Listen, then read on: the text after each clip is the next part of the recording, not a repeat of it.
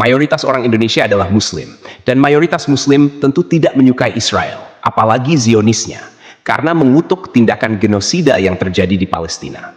Sebagai bentuk protes, masyarakat Indonesia banyak yang memboikot produk Israel. Hal ini menunjukkan bahwa jika ditanya, mayoritas orang Indonesia pasti akan menjawab tidak menyukai Israel. Lalu, bagaimana jika pertanyaan itu diajukan kepada Israel? Apa tanggapan Israel jika ditanya tentang bangsa Indonesia? Apakah mereka menyukai kita atau sebaliknya? Seberapa besar rasa benci orang Israel terhadap Indonesia? Berikut adalah 7 jawaban jujur rakyat Israel tentang Indonesia yang diwakili oleh sejumlah tokoh dan media Israel. 1. Yair Lapid, Perdana Menteri Israel. Yair Perdana Menteri Israel ke-14 yang menjabat pada Juli hingga Desember 2022 dalam pidatonya di sidang internasional PBB pada September 2022 menyebut Indonesia. Ia dengan tegas menyatakan bahwa Israel ingin menjalin hubungan persahabatan dengan Indonesia dan mengajak Indonesia untuk mengakui kemerdekaan Israel seperti negara-negara Uni Eropa. Dari sini, kita dapat melihat bahwa Perdana Menteri Yair Lapid memiliki pandangan positif terhadap Indonesia. 2. Sagi Karni, Duta Besar Israel untuk Singapura. Sagi Karni, yang menjabat sebagai Duta Besar Israel untuk Singapura dari 2019 hingga 2023, memberikan kritik terhadap Indonesia pada Mei 2021 ketika Indonesia, Malaysia, dan Brunei meminta PBB untuk menghentikan serangan Israel ke Gaza. Sagi Karni mengatakan Indonesia tidak jujur dan menyampaikan informasi yang salah. Hal ini menunjukkan pandangan negatifnya terhadap Indonesia.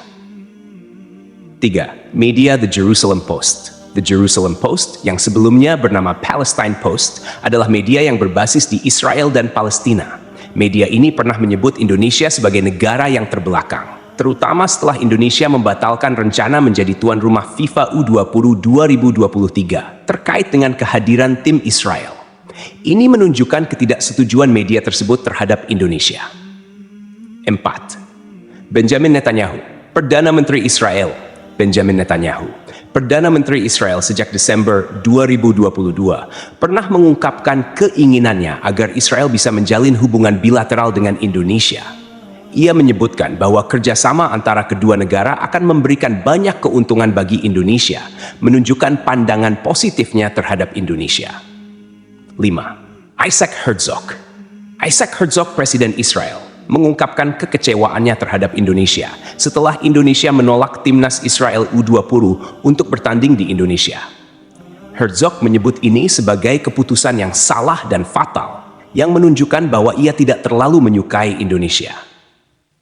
6. Dalam sebuah video yang dibagikan oleh TikToker, seorang tentara Israel terlihat memberikan penghormatan terhadap Indonesia, meskipun mengetahui hubungan kedua negara tidak baik. Namun, tidak semua tentara Israel memiliki pandangan yang sama, karena ada juga yang menyampaikan ujaran kebencian terhadap Indonesia. 7. Dalam video lain, seorang rabi Israel menyampaikan pesan kepada Indonesia untuk membantu Israel menjadi berkat bagi dunia dengan menjalin hubungan kerjasama. Namun, Indonesia tetap tidak akan menerima tawaran tersebut selama tanah Palestina masih dijajah. Wallahu a'lam bishawab. Semoga kisah ini bermanfaat. Mohon dimaafkan jika ada kekurangan, yang benar datangnya dari Allah, sementara yang keliru berasal dari saya pribadi sebagai manusia biasa. Sampai jumpa di kisah-kisah seru berikutnya. Wassalamualaikum warahmatullahi wabarakatuh.